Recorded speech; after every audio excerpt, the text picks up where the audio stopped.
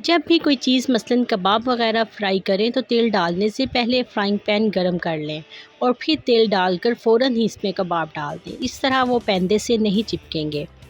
अगर पनीर को ज़्यादा दिनों तक महफूज रखना हो तो इसके चारों तरफ नमक लगाकर मलमल के गीले कपड़े में लपेट कर रखें और ज़रूरत के वक्त इसको धोकर इस्तेमाल कर लें। अगर बादामों वाले बर्तन में एक बड़ा चम्मच चीनी शामिल कर दें तो बादाम कई महीनों तक ताज़ा रहेंगे।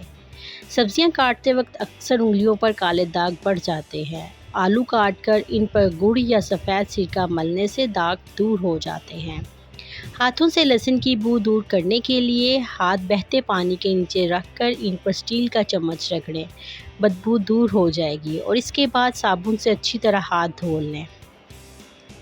चटनी और भुना हुआ गोश्त का जायका मुनफरिद बनाने के लिए इसमें पीनट बटर भी शामिल किया जा सकता है। बेकिंग के लिए डो बनाने के लिए तेल की बजाय सेब का जूस भी इसमें इस्तेमाल कर सकते हैं।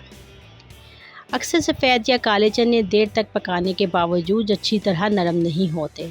अगर पकते हुए चनों के सालन में उबलता हुआ गर्म दूध शामिल कर दिया जाए तो वो जल्दी गल जाएंगे। फ्रीज़र में जमे हुए गोश्त को फौरी पिघलाने के लिए इसे ज़्यादा नमक मिले ठंडे पानी में भिगो दें। इससे गोश्त की बर्फ़ पिघलने के साथ साथ इसमें जमा हुआ खून भी साफ़ हो जाएगा और इसकी रंगत भी तब्दील नहीं होगी। कम तेल में मछली फ्राई करने का आसान तरीका ये है कि मछली को धोए बगैर इस पर थोड़ी देर के लिए सिरका में भिगो कर रख दें। इस तरह एक तो मछली की बदबू दूर हो जाएगी, दूसरा ये अच्छी तरह साफ़ भी हो जाएगी। अब मछली को धोने के बाद इस पर नमक और नींबू का रस लगाएं और तकरीबन 5 से 10 मिनट बाद तवे पर हल्का सा तेल लगाकर गरम करें और मछली के टुकड़े इस पर रख कर इनका पानी खुश्क कर लें। जब मछली का पानी खुश्क हो जाए तो इसे ठंडा कर इस पर मसाला लगाएं और 1.5 घंटे के लिए फ्रिज में रखने के बाद थोड़े तेल में फ्राई कर लें। इस तरीके के मुताबिक मछली कम तेल में भी अच्छी तरह पक जाती है। अगर बेहतियाती के सबब मसाला थोड़ा सा भी जल जाए तो पूरा सालन बदमज़ा हो जाता है। ऐसी सूरत में बचा हुआ मसाला एक साफ़ देगची में मुंतकिल करें और फिर फी कप ग्रेवी के हिसाब से 1 चाय का चम्मच पीनट बटर शामिल कर लें और सालन को दोबारा पकाएं। सालन का जला हुआ जायका बिल्कुल भी महसूस नहीं होगा। कोई भी कच्चा फल मसलन आम वगैरह कागज़ के बैग में एक सेब के साथ रात भर के लिए रख दें। सेब से खारिज होने वाली एथिलीन गैस कच्चे फल को एक रात में पका देगी। अगर उबले हुए चावल पच जाएँ तो इनसे मज़ीद और डिश तैयार करने के लिए थोड़ी सी पिसी हुई दालचीनी, मक्खन, चीनी और दूध डालकर पुडिंग बना लें या फिर फेंटे हुए अंडों, सोया सॉस, हरी प्याज और हस्बे जायका नमक और काली मिर्च के साथ सोते करें। झटपट मज़ेदार फ्राइड राइस तैयार हो जाएंगे। जब भी यखनी बनाना हो हमेशा ज़्यादा मिक़दार में बनाएं और छोटे बड़े प्लास्टिक के बैग्स में डालकर फ्रीज़ कर लें। फिर जब कभी बैग सूप या सब्ज़ी बनानी हो तो हस्बे ज़रूरत बैग फ्रीज़र से निकाल कर इस्तेमाल कर लें। अगर ब्राउन शुगर की गुठलियाँ बन जाएं तो जार में ताज़ा डबल रोटी या सेब का टुकड़ा रख दें।